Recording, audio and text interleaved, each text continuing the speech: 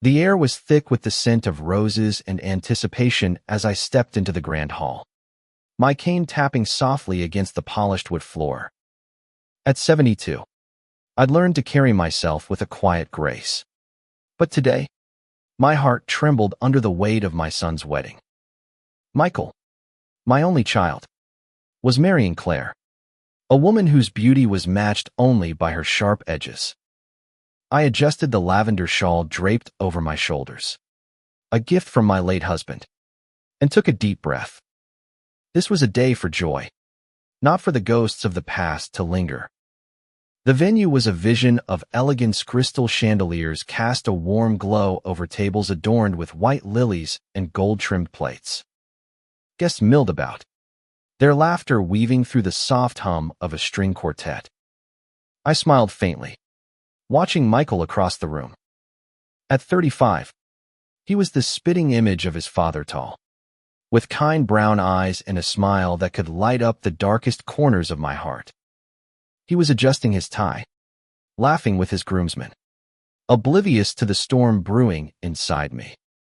I found my seat at a table near the back, reserved for family but far enough from the head table to feel like an afterthought.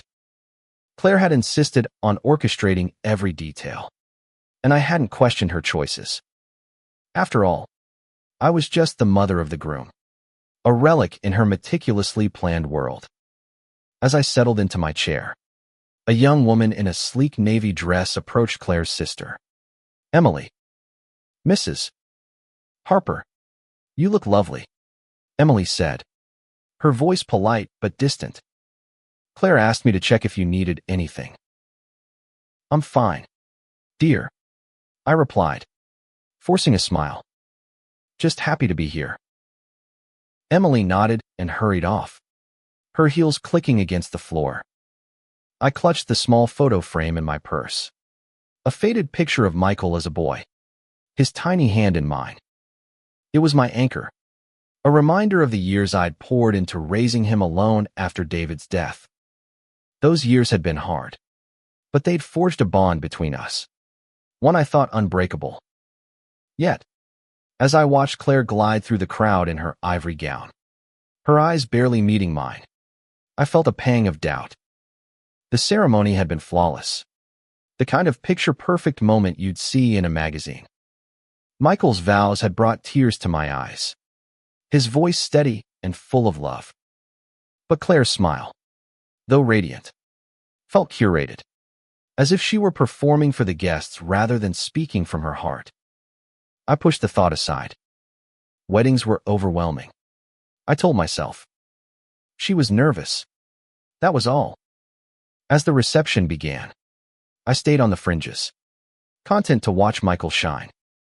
He moved from table to table, greeting guests with that effortless charm he'd always had. I was proud, so proud, but there was a hollow ache in my chest. I hadn't spoken to him all day. Not really.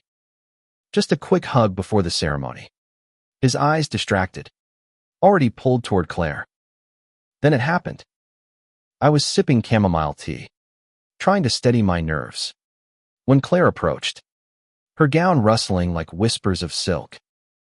Her smile was tight, her eyes scanning me as if I were an item out of place. "Eleanor," she said, her voice low but sharp, "I need you to tone it down a bit. The shawl, the cane, it's a bit embarrassing. This is a modern wedding, and we're trying to keep things classy." My breath caught, the words slicing through me like a cold wind. Embarrassing. The shawl was David's last gift, chosen because it matched my eyes. The cane was a necessity, not a prop. I opened my mouth to respond, but Claire was already turning away, her attention caught by a guest calling her name. I sat there, stunned, my hands trembling as I gripped the photo frame tighter. The rest of the evening blurred. I smiled when spoken to, nodded at compliments. But inside, I was unraveling. Claire's words echoed, each syllable a reminder of my place or lack thereof in this new chapter of Michael's life. I excused myself to a quiet corner of the venue, a small alcove near the garden doors, and sank into a chair. The photo frame slipped from my purse, and I picked it up, tracing Michael's young face with my fingertip. Tears welled, unbidden, and I let them fall. I didn't hear Michael approach until he was kneeling beside me, his hand gentle on my shoulder. "Mom, what's wrong?" His voice was soft, laced with worry, and for a moment, I saw the boy from the photo, the one who'd run to me when the world felt too big. I wiped my eyes, trying to summon a smile, but the truth was clawing its way out. I couldn't hide it anymore, not from him. "Michael," I whispered, my voice breaking. "There's something you need to know." Michael's eyes searched mine, his brow furrowed with concern. The music from the reception drifted faintly into the alcove, a stark contrast to the weight of the moment. I clutched the photo frame, my fingers tracing the worn edges, as I struggled to find the words. How do you unravel decades of silence in a single breath? How do you tell your son a truth you've buried to protect him? "Mom, talk to me," he urged, his voice steady but urgent. He pulled a chair close, sitting so our knees nearly touched. His presence was a comfort, but it also sharpened the ache in my chest. I'd spent years shielding him from pain, and now I was about to break that shield. "It's about Claire," I began, my voice barely above a whisper. What she said, it hurt. "Michael." She called me embarrassing Michal, my cane. But it's more than that. It's about why I'm here. Why I've always been here for you, even when it was hard. He frowned, confusion flickering across his face. What did she say exactly? "Mom, why didn't you tell me sooner?" I shook my head, tears threatening again. "I didn't want to ruin your day." But it's not just her words. It's everything I've never told you. About your father. About me. About the sacrifices we made. Michael leaned back slightly, his expression shifting to one of quiet apprehension. "Dad, what about him?" I took a shaky breath, the memories flooding back like a tide I couldn't hold. "Your father, David, was the love of my life. You know that. But what you don't know is how much we gave up for you to have the life you have now. When I was pregnant with you, we were young, barely scraping by. David was working 2 jobs, and I was teaching part-time. But it was never enough. We wanted more for you, Michael. More than we had."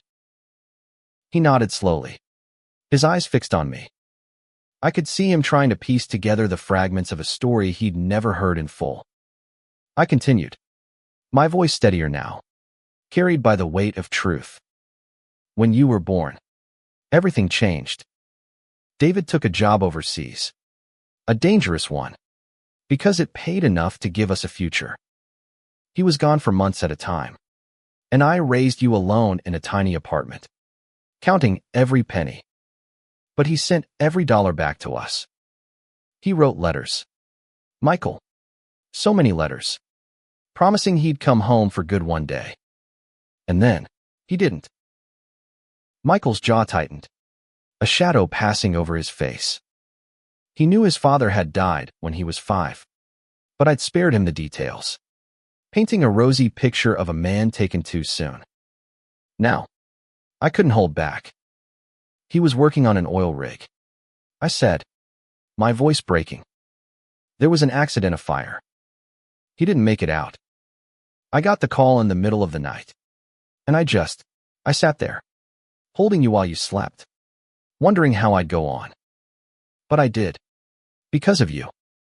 I took every job I could, cleaning houses, tutoring, anything to keep us afloat. I wanted you to have opportunities, to never feel the weight of our struggles."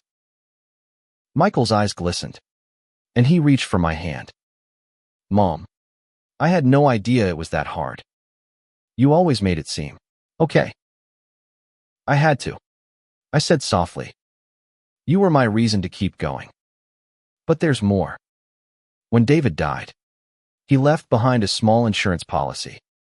It wasn't much, but it was enough to pay for your college, your first car, the down payment on your first apartment. Every milestone you've reached, Michael, was built on his sacrifice and mine. He looked down, his thumb brushing over my knuckles. Why didn't you tell me this before? I sighed, the weight of years pressing against me. Because I wanted you to live free of that burden. I didn't want you to feel like you owed us anything.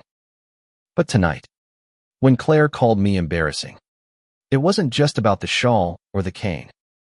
It felt like she was dismissing everything I've carried, everything I've done to get you here. Michael's face hardened, a flicker of anger in his eyes. She had no right to say that. I'll talk to her. No, I said quickly, squeezing his hand. Not yet. There's more you need to understand. About Claire. About me. About why this hurts so much. He leaned closer, his voice low. What else? Mom. What haven't you told me? I hesitated, the words catching in my throat. The truth was a Pandora's box, and opening it now, at his wedding, felt like a betrayal. But I couldn't stop. Not when he was looking at me like that. Like the boy who'd once trusted me with his whole world. It's about Claire's family, I said finally. And a promise I made to your father. One I've kept all these years. Michael's eyes narrowed, his hand still clasping mine. The alcove felt smaller now, the distant hum of the reception fading as the weight of my words settled between us. I could see the questions forming in his mind, the way his shoulders tensed as he braced for what came next. I took a deep breath, steadying myself. This was the part I'd dreaded most, the secret I'd carried like a stone in my chest. Your father and I made a promise. I began, my voice low but firm. Before he left for that last job, he made me swear that if anything happened to him, I'd protect you not just from hardship, but from the truth about his family. Your father's side, they weren't like us. Michael. They were wealthy, powerful, but cold. When we married, they disowned him. They wanted nothing to do with us. Or with you. Michael blinked, his expression a mix of shock and confusion. Grandparents. You never mentioned them. I thought they were gone. They might as well have been, I said, bitterness creeping into my voice. Your father's parents, the Harpers, owned a shipping company, old money from generations back. They saw me as beneath them, a schoolteacher with no pedigree. When David chose me, they cut him off. No inheritance, no contact. He didn't care. He loved us more than their wealth. But when he died, they reached out, offering money for you on one condition. What condition? Michael asked, his voice tight. That I give you up, I said, the words tasting like ash.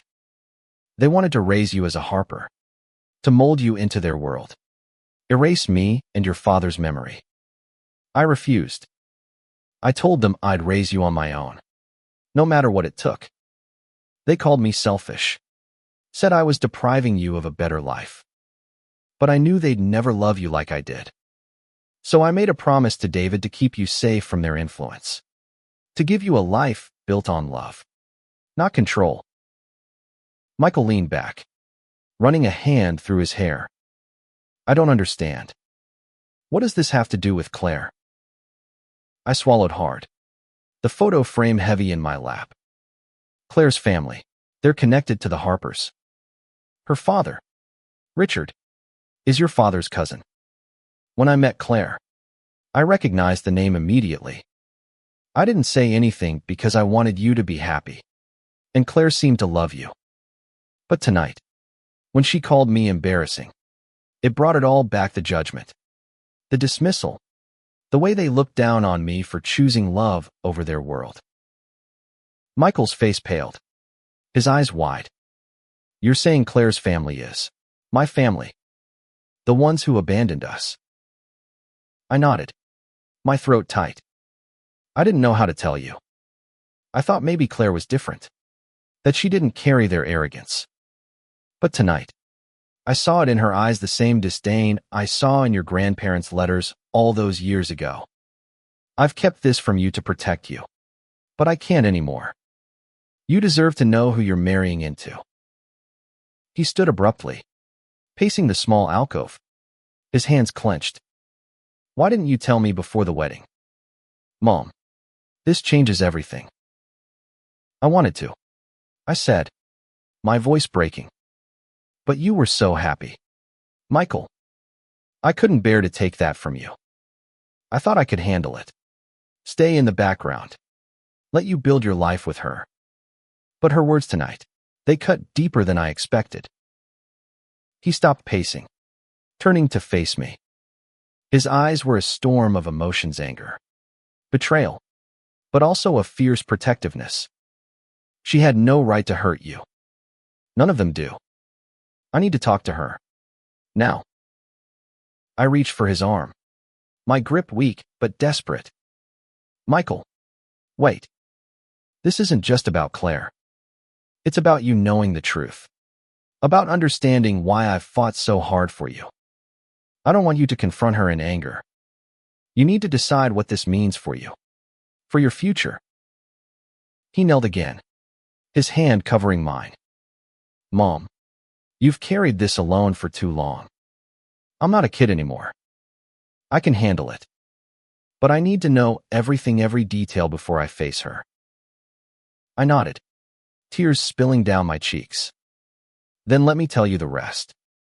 About the letters, the threats, the years I spent keeping the Harpers at bay.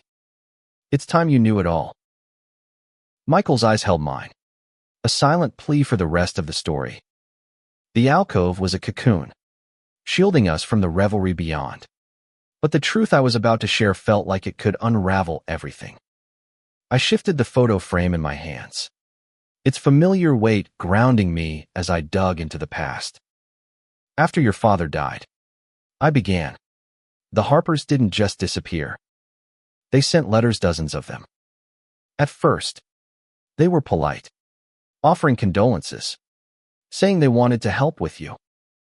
But I knew what they really wanted. They saw you as a second chance to mold a Harper heir, to erase the mistake they thought your father made by marrying me. Michael's jaw tightened, but he stayed silent, letting me continue. I kept every letter. I said, my voice steady despite the ache in my chest. They're in a box under my bed, yellowed and brittle now. Some were kind on the surface, offering money for your education, a trust fund, a place in their world. Others were colder, accusing me of stealing you from your rightful heritage.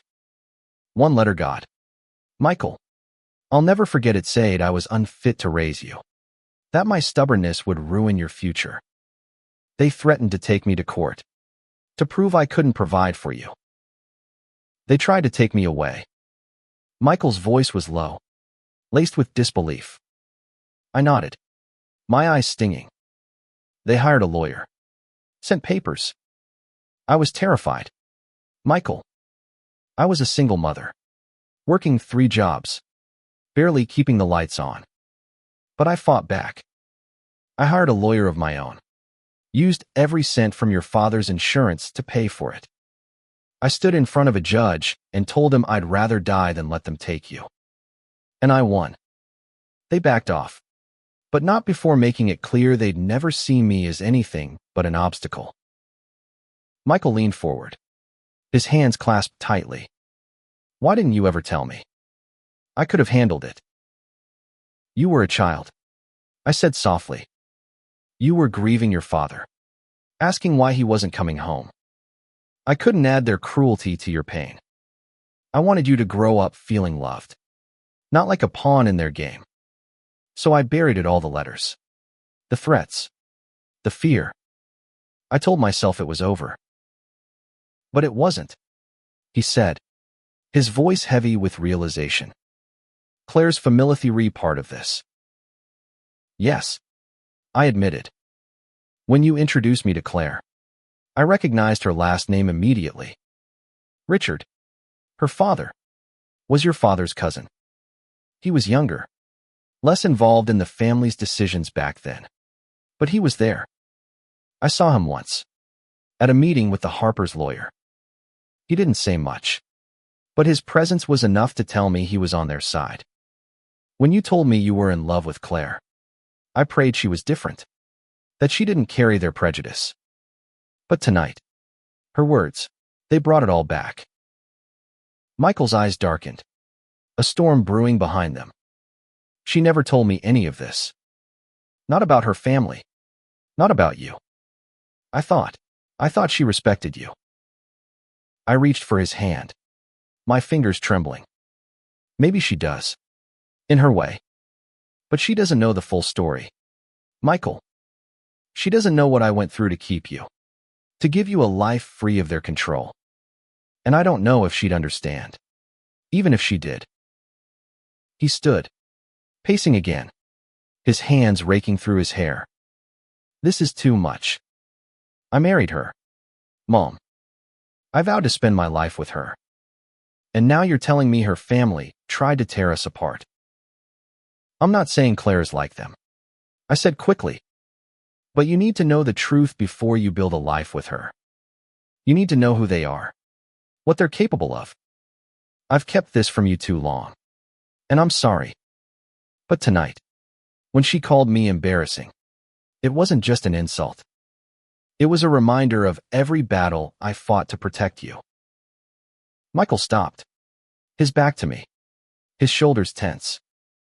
I need to talk to her. I need to know what she knows, what she thinks. I stood, leaning heavily on my cane, and placed a hand on his arm. Be careful, Michael. Don't let anger cloud your judgment. You love her, and that's real. But love doesn't erase the past. You need to decide what this means for you both. He turned, his eyes searching mine. I will. But first, I need to see those letters. I need to understand everything. I nodded, my heart heavy but resolute. They're at home. We can look at them together, after the wedding. But for now, go back to your guests. Be the groom they expect. We'll face this together. Later. He hugged me then, fierce and tight, like he hadn't since he was a boy. I'm sorry, Mom, for everything. I held him close, tears falling. Just promise me you'll listen to your heart. That's all I've ever wanted for you. Michael pulled back from our embrace, his eyes still glistening but resolute. The alcove felt too small to contain the storm of emotions between us, and I could sense his need to act, to confront the fracture in his new life. I wanted to hold him there, to keep him safe in the cocoon of our shared truth. But I knew he had to face Claire. This was his wedding night, and the weight of my revelation couldn't be ignored. I need to find her, he said, his voice firm but tinged with uncertainty. I can't just go back out there and pretend everything's fine. I nodded, my hand lingering on his arm. I know. But be gentle, Michael. She's your wife now. Whatever you say, it'll stay with you both. He gave a curt nod, then turned toward the garden doors, his silhouette framed against the soft glow of the reception lights. I watched him go, my heart aching with a mix of pride and fear. I sank back into the chair, clutching the photo frame, and let the memories wash over me. David's laughter, Michael's first steps, the long nights of worry that had shaped me into the woman I was. Inside the hall, the reception was in full swing. The band had shifted to a lively tune, and guests were dancing, their joy a stark contrast to the turmoil in my chest. I stayed in the alcove, unwilling to face the crowd, but I could see Michael weaving through the tables, his expression tense. He found Claire near the head table, her laughter bright as she chatted with a group of friends. She turned to him, her smile faltering as she registered his demeanor. I couldn't hear their words, but I saw the shift in her posture, the way her hands fluttered nervously as Michael spoke. Her eyes darted toward me, and for a moment, our gazes locked across the room. There was no warmth there, only a flicker of something defiance, perhaps, or guilt. Michael gestured toward the hallway, and they stepped out of sight, leaving me to imagine the conversation unfolding. Minutes passed, each one stretching into eternity. I sipped my cold tea, trying to steady my nerves. Part of me wanted to follow, to stand by Michael as he faced this truth. But this was his battle now. I'd given him the pieces. He had to decide how to fit them together. When they returned, Michael's face was a mask of controlled emotion, while Claire's was flushed, her eyes bright with unshed tears. They rejoined the reception, but the air between them had changed. Guests were too caught up in the celebration to notice, but I saw its subtle distance. The way Claire's hand hesitated before touching his arm. Michael glanced my way, a silent acknowledgement, before guiding Claire to the dance floor for their first dance. The band played a soft ballad, and they moved together, but there was a stiffness in their steps, a performance for the crowd rather than a moment of connection. My heart sank. Had I ruined this day for him? Had my truth come at too high a cost? As the dance ended, Michael broke away and made his way back to me. Claire stayed behind, surrounded by her bridesmaids, her smile brittle. He sat beside me, his hands clasped tightly in his lap. I talked to her. He said quietly. She didn't know everything. She knew her family was connected to Dad's, but not the details, not about the letters, the threats. She says she didn't mean to hurt you, that she was just stressed about the wedding. I searched his face, trying to gauge his emotions. Do you believe her? He sighed, his shoulders slumping. I want to. But I told her what you told me. About the Harpers. About what they did to you. She was shocked. Mom. She said her father never talked about it. That it was a family matter she wasn't privy to. But I could see it in her eyes starting to question things too. I reached for his hand, my voice soft. What did she say about what she said to me? Michael's jaw tightened. She apologized, but it felt rehearsed. Like she was sorry because she got caught, not because she understood. I told her it wasn't just about the words, but about respect. For you. For everything you've done. I nodded, my throat tight. And what now? I don't know, he admitted. I love her, Mom. But it's a lot. I need time to think, to see those letters for myself. I need to know who she really is, and if she's tied to that world you fought so hard against. I squeezed his hand, tears brimming. Whatever you decide, I'm here. Always. He smiled faintly, a glimmer of the boy I'd raised. I know, Mom. Let's get through tonight. Tomorrow, we'll go home. I want to see those letters. The reception carried on, a blur of toasts and laughter. But for me, it was a distant hum. Michael stayed close to Claire, playing the role of the joyful groom. But I could see the strain in his smile, the way his eyes flicked to me every so often. I remained in the alcove, my cane resting against my knee, the photo frame a silent companion. The night felt endless, each moment heavy with the truth I'd unleashed. When the last guests finally departed, Michael found me again.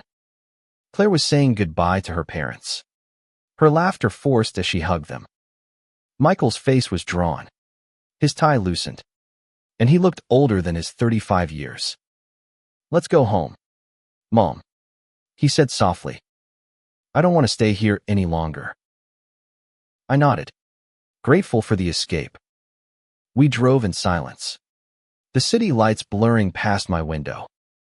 My small house, a modest bungalow filled with memories, welcomed us with its familiar creaks and soft lamplight.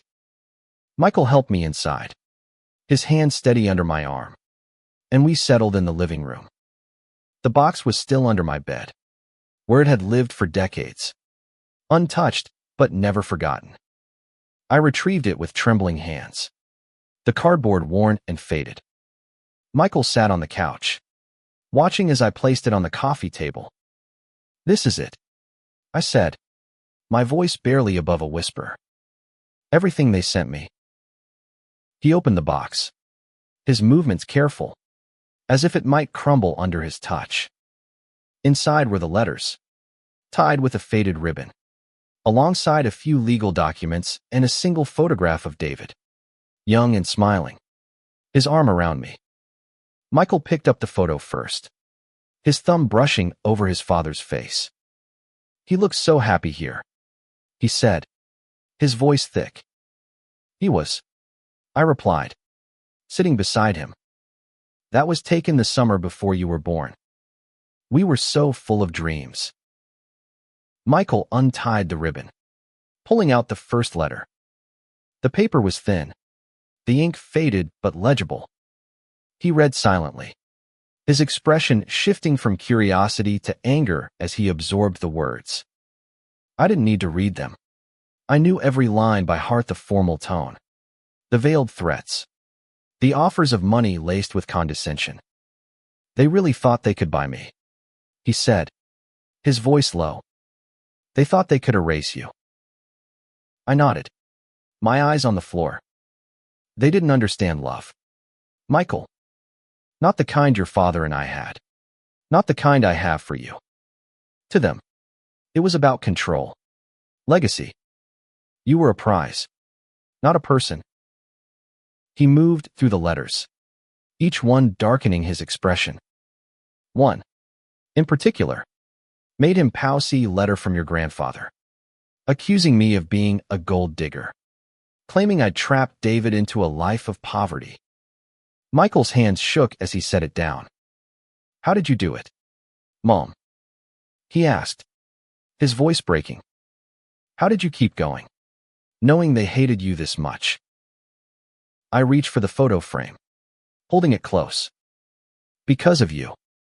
Every time I felt like giving up, I looked at you, your smile, your curiosity, your heart. You were worth every fight, every tear. And your father, he believed in us. I couldn't let him down." Michael set the letters down, his eyes red. "I'm so sorry, Mom. I had no idea. And Claire, I don't know what to think anymore. She's part of this family, this history. How do I trust her?" I took his hand, my voice steady despite the ache in my heart. "You trust your heart, Michael.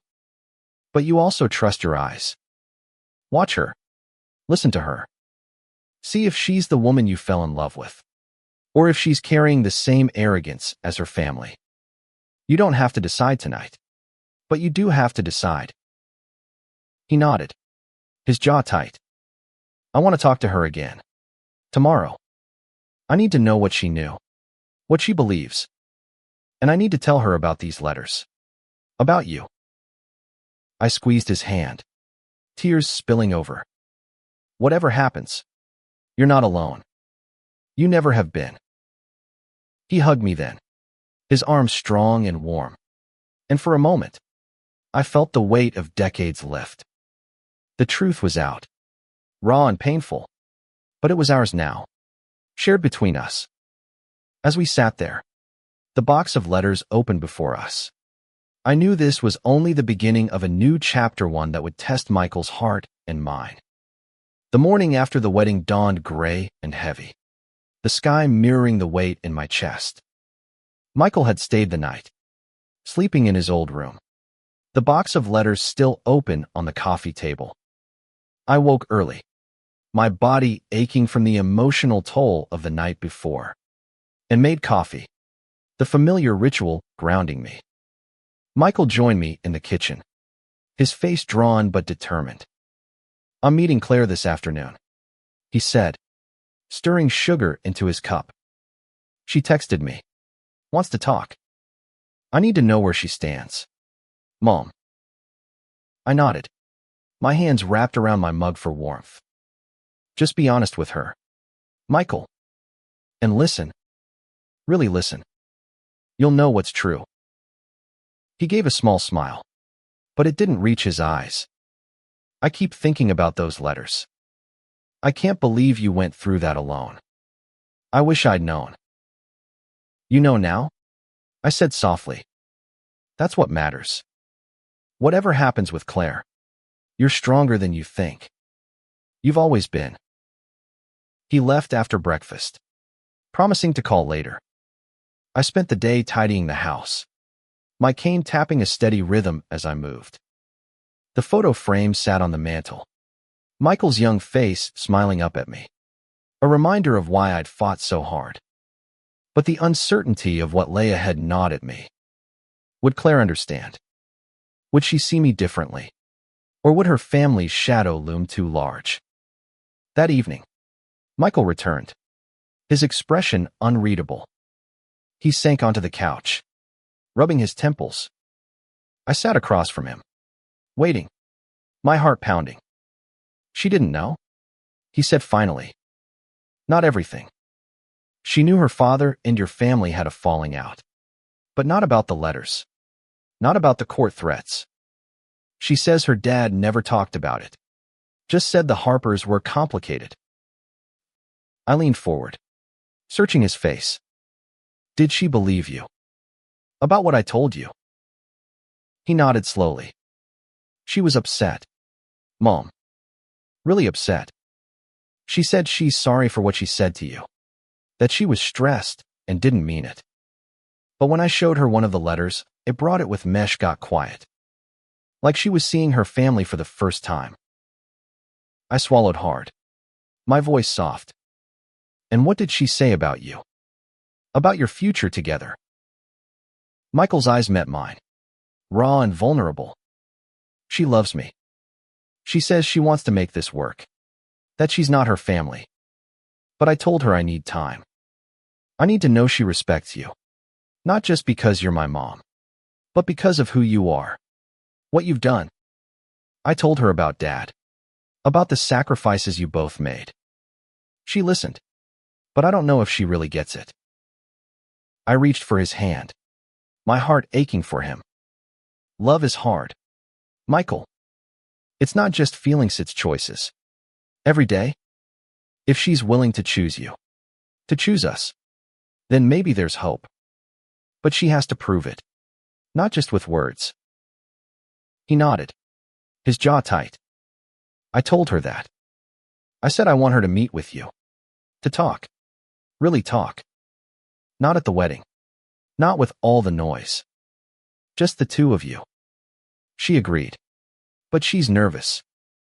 "I think she's scared of what you'll say." I smiled faintly, though my chest was tight. "I'm not here to judge her, Michael. I just want her to understand. If she's going to be your wife, she needs to know the truth, not just about me, but about you, about the man you are because of the life we built." He leaned back, exhaling heavily. "I know. I love her, Mom. But I love you too. And I can't unsee those letters, or forget what she said. I need to figure out if we can move forward together." I squeezed his hand, tears brimming.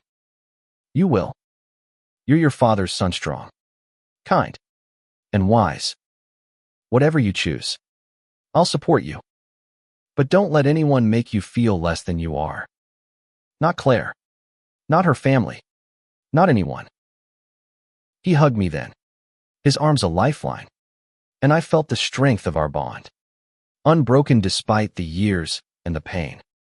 As we sat there, the box of letters a silent witness, I knew the road ahead would be hard, but we'd face it together, mother and son. As always. A week after the wedding, Claire came to my house.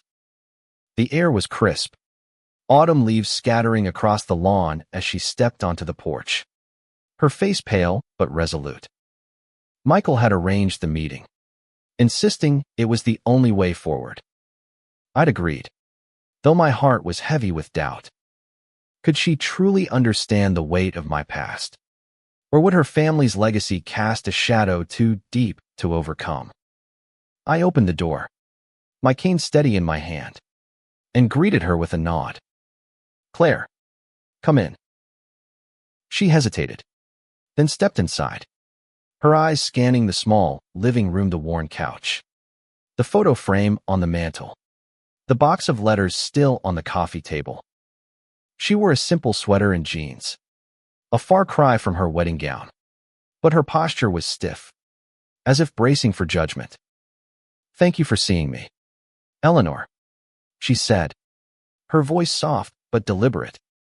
"I owe you an apology." I gestured to the couch, and we sat, the space between us heavy with unspoken words. I waited, letting her find her way. "I didn't mean to hurt you," she began, her hands twisting in her lap. "At the wedding, I was overwhelmed, trying to make everything perfect. What I said about your shawl, your cane, it was thoughtless. I see that now. Michael told me everything. About your life. About his father. About my family. I had no idea." I studied her, searching for sincerity. Her eyes were red-rimmed, her voice trembling. But there was something else, a quiet resolve that hadn't been there before. "Claire," I said, my voice steady. It wasn't just the words. It was what they meant. "I've spent my life fighting to be enough for Michael, to give him a life free of the judgment your family once cast on me. When you called me embarrassing, it felt like that fight was for nothing." She flinched, but didn't look away. "I understand. Or I'm trying to." Michael showed me one of the letters. I couldn't believe my father was part of that he stood by while they tried to take Michael from you. I confronted him, and he admitted it. But he said it was business, not personal. That's not an excuse. I know. I'm ashamed of what they did.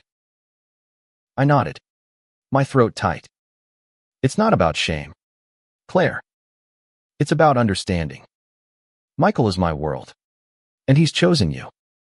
But if you're going to be his wife, you need to see him, all of him, including the sacrifices that shaped him. And you need to see me, not as an obstacle, but as his mother, who gave everything to protect him." She leaned forward, tears spilling over. "I do see you, Eleanor. I was wrong, and I want to make it right. I love Michael, and I want to be part of this family, not my father's family, but yours, if you'll let me." I took a deep breath, the photo frame catching my eye. David's smile, Michael's young face, they were my strength, my reason. "It's not about letting you, Claire. It's about earning it. Show Michael you understand, not just with words, but with how you live, how you love him. And maybe, in time, you and I can find our way too." She nodded, wiping her eyes. "I will. I promise." We sat in silence for a moment, the weight of the past settling into something nawa, fragile hope. When she left, I felt lighter, though the road ahead was uncertain. Michael called later, his voice hopeful but cautious.